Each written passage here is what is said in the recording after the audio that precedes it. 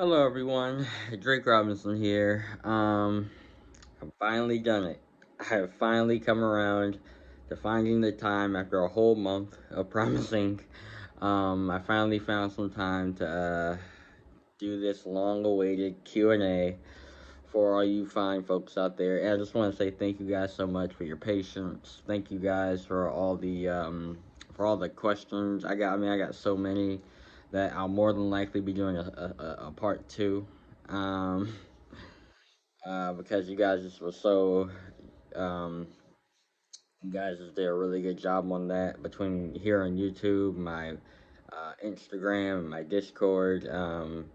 Absolutely blew it out of the park with the questions. So yeah, I'll definitely be doing a part two. In the interest of time, I did narrow it down to about 10. I'd say the more in, more at the time interesting questions. So I got 10 of those down right now, and yeah, but I will be doing a second part. So let's just get right into it. What are your top five favorite movies? Um, well, as stated in in like two videos ago, when I talked about the decline, the very sad decline of movies and TV shows, I did say I was a big horror movie buff. I really liked it mainly because it's mostly privileged people who are the victims of the who are the victims of the quote unquote villain. Um, so I will say that my top five favorite movies would probably be Halloween, Nightmare on Elm Street, uh, Friday the 13th, Scream, the first one, and probably something that's non horror related would be Taken with Liam Neeson. Uh, just all those movies, just have a certain edge to them that I like. I like the action star stuff, you know. And I like seeing privileged people get beat up in movies. So, you know, uh, it's a double whammy there for me. Second question: what are your favorite hobbies and interests? Um, well, what are just hobbies and interests in general? Um, well, I don't really out too much because I'm always doing some things or the other, to make I guess a sustainable living for what I guess would be considered that nowadays. But I say my hobbies is I do a lot of reading, like I said. I like to walk like around my neighborhood sometimes in the mornings, to get the get some fresh air, just be all by my lonesome. Which whether I want to or not, I do a lot. So yeah, pretty much just reading and just taking nice walks around my neighborhood. Um, Third question: what is your opinion on geomaxing? Which, if you don't know what that is, that's pretty much like when a good guy goes to another country to go find a date, pretty much. Oh, if their chances are better in another country as opposed to America, which um I'd say well, just based on everything that I've read up on about it, I don't think it works all that much. I mean, I could be wrong, but I never really like came across anyone who has, said, "Oh yeah, I get." Well, a good guy at least who has said, "Yeah, I went to Spain or Italy or Russia even, and I've just been nothing but a chick magnet all of a sudden." I've never really come across that. I could be wrong. Maybe I'm not digging deep enough, but yeah, I just don't think it works overall. I mean, I get the idea of it, because I'd say it's a lot more.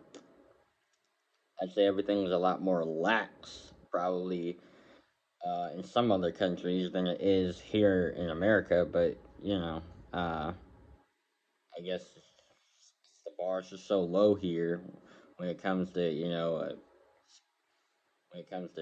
females wanting to go for good guys. I mean, maybe it's different in other countries, but here it's just not the same. So I say I get the idea of it, but I just don't think it works overall. I mean, there's privileged people worldwide, so Uh, fourth question: Are you a neat?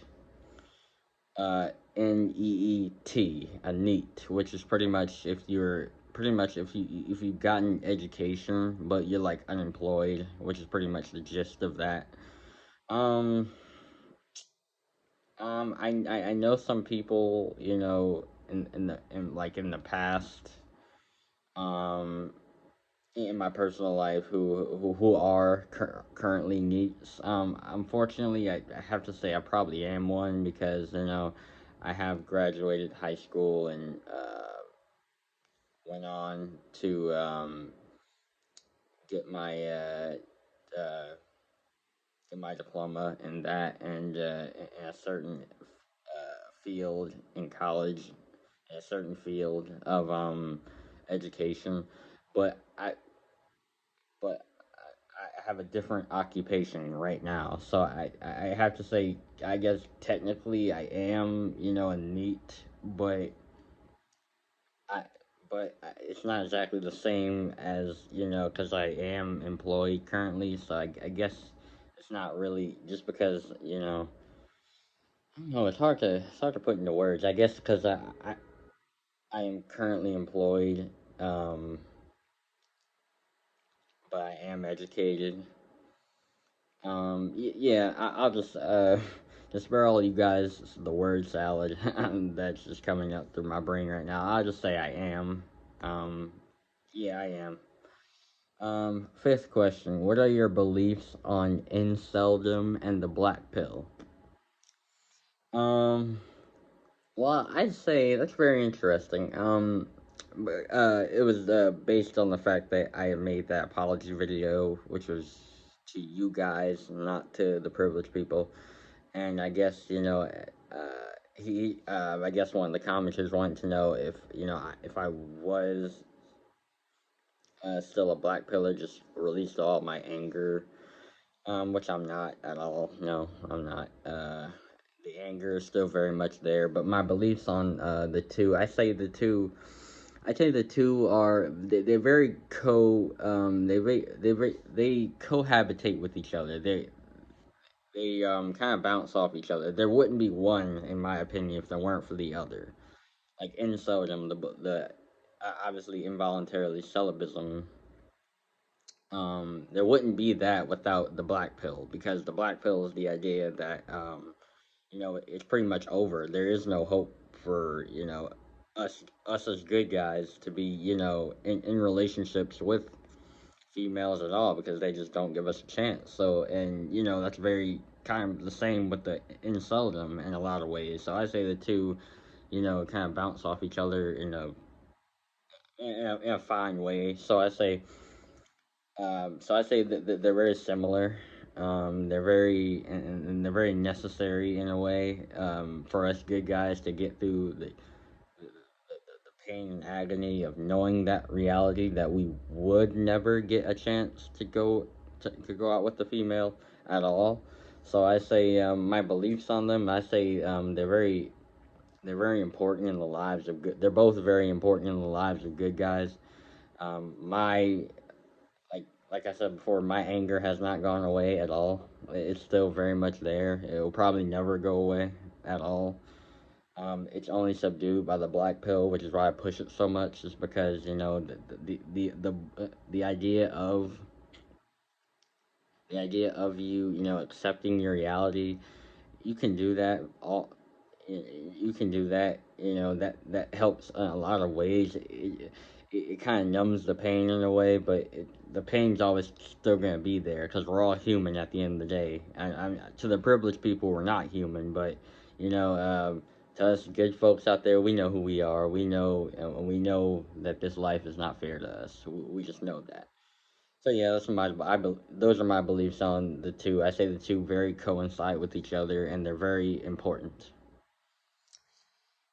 Question number 5. Have you ever tried weed and alcohol? I have not. I am proud to say I'm very clean. I'm very sober. I'm not like any of those privileged people. Um, uh, it's never really appealed to me. I mean, maybe alcohol, because I've been so stressed. Us as good guys, we live very stressful lives, lives that the privileged people just will never understand.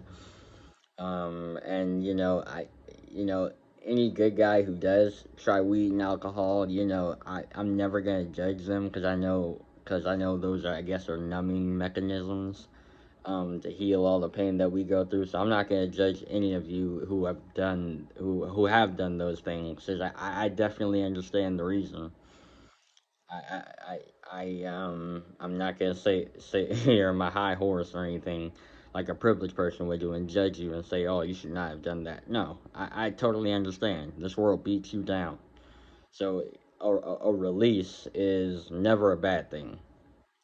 I just have never personally done it because just for reasons, I guess. But yeah, I've never tried it at all. Okay, question 6. What are your thoughts on lookism? Um, I believe it's a real thing. There's so many stories out there. Good guys who have told me personally their stories of being rejected, who have actually, done what the privileged people say and went out and tried it. And you try it, you'll never know. Well, they tried it and got embarrassed badly in front of a bunch of people, um, online, etc. So, like, that blows that whole confidence thing out the window again because it doesn't matter at all. So yeah, you can't tell me, if a modern day female were to be put on the spot and say, would you go for the 5'5", nerdy brainiac guy, or would you go for the 6'5", brainless Chad who probably puts his underwear on before probably puts his pants on before his underwear and every morning, like it's an every morning thing with him. um she would obviously go for the Chad because he's got the look, he's got the, everything, I guess modern females like in guys, I guess. It's just very obvious that lookism exists, and don't ever believe anyone who says it doesn't. All right, question 7. Have you ever been arrested? I have not. Spotless criminal record. Um, it will remain that way. And yeah, um, nope, no mugshot for me. Um, what are your thoughts on the Will Smith apology to Chris Rock? Uh, uh sounds very rehearsed, practiced, and highly insincere. Like if you were really sorry, you would have said so right then and there at the Oscars in front of the millions of people who you embarrassed Chris Rock in front of. But no, you chose to be a little privileged putz and apologize to the Academy. Apologize to your fellow good guys. I mean, to your fellow privileged people. As I've said this before, Chris Rock is the one and only good guy who has managed to get into Hollywood and become successful. One of the very few. I'm not saying it's the only, but one of the very few. So Will Smith, instead of taking his anger out on the people who uh, slept with his wife, the 19-year-old or whatever, he chose to take his anger out on the good guy because that's easier for him to do, and he knew he'd get away with it for the most part. I mean, to this day, I do still kind of hold it against Chris Rock for not taking legal action. If it was me, I would have sued. I don't care if I was the presenter or the host or anything. I would be, not only would I be getting paid for that job, but I would also be getting paid handsomely by Will Smith. Will Smith would probably be so broke after my lawsuit, he would have to, his entire family would probably have to move right back in with his auntie and uncle in Bel Air. He'd have to dust off that throne of his, and have to sit. I know it's been I know it's been a while, but yeah, I just I just feel like we have to I just feel like we have to do better uh, uh, as good guys when it comes to being physically assaulted. Because I know what it's like. I've been physically assaulted at the park twice by privileged people for doing absolutely nothing wrong. So I absolutely feel Chris Rock's pain. And from what I hear, Chris Rock, Will Smith reached out to him, but he didn't want to talk, and I don't blame him. He deserves the cold shoulder. You embarrassed a guy in front of millions of people because your privileged wife didn't like a stupid joke about her hair, which made no sense at all because he was comparing your wife to a strong female character in a movie that everyone talks about. So like I just think it was very PR move. Wanted to wait till everything died down a bit until release it so they can, I guess, kiss and make up, which I hope doesn't happen. I hope Chris Rock for the rest of his days gives Will Smith the cold shoulder and doesn't even acknowledge him because it's not worth it. I mean, it's just not worth it. He showed his true colors right then and there, and he needs to be treated that way constantly. Um, so yeah, those are my thoughts on that. And last question: do you identify as a conservative? Honestly, I'm actually very non-political. I try to stay away from politics because I just feel it's a very toxic thing. I believe there's privilege on both sides of the aisle. But if something's obvious and in front of your face, at that point, it's not really you being a certain political you checking, I guess, a certain political box. It's you being honest. Like for example, when a lot of modern day TV shows and movies are pushing woke propaganda on young children and trying to indoctrinate them, like you have to call that out for what it is. Like I said in my declines video for the movie and TV, I said that I named some movies that were doing that. In the horror franchise that I love, and in cartoons that I love. They're like when you're pushing an obvious agenda on young children, for them to be something they may not be. Like you have to call it out. It's woke. It's progressivism at its worst. So like it's not me being, I guess you could say, and I know that's not what you meant, by the way. Me being, I'm just speaking in general when I say this. It's not really me being conservative, or right wing or anything like that. It's just more so me being I don't know, a realist on what's going on and having the bravery that a lot of people don't have to call it out. And call it out for the garbage that it is. It's indoctrination. It's not healthy at all. It's very sickening. It's all privileged people doing it, by the way. Privileged people are doing that to your kids and to trying to corrupt their minds, and that's just not a good thing. Um, so yeah, I think that's about it. I didn't want the video to be too long, that's why I condensed it only, like, for timing reasons, for only to about 10 questions. Like I said, I definitely will be doing a second part to this because this was honestly really, really cool. To get all you good guys out there's questions and you know um, just very, like I said, I'm very thankful for you guys always. And yeah, so hopefully I answered all your questions, and I'll see you in the next time. I'm out.